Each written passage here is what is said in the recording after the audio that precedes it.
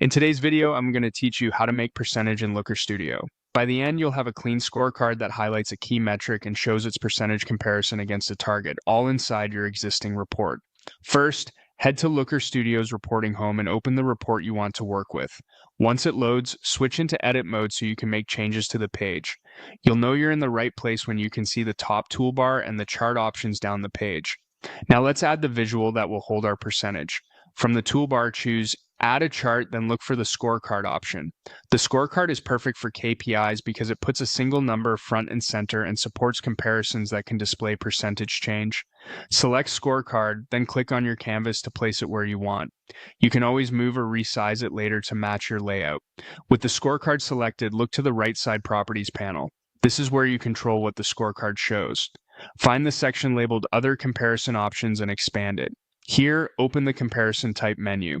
Choose the option labeled Value and then select Target Value.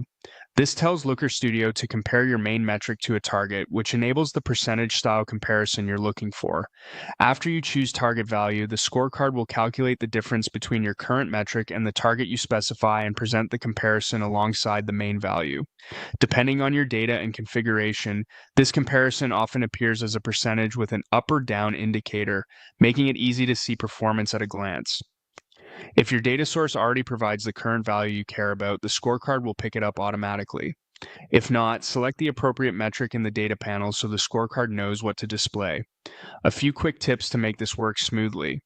Pick a metric and a target that use the same unit so the percentage comparison is meaningful. If your numbers appear as decimals or you prefer a different look, you can fine-tune number formatting and colors in the Style panel after setting the comparison. Also, make sure your report's date range and filters match the period you want to evaluate. The comparison reflects whatever context the chart is in. That's it. You opened your report, added a scorecard, and configured its comparison type to target value so your percentage appears right where stakeholders expect it. Save your changes, and you're ready to share a clear percentage-driven KPI in Looker Studio.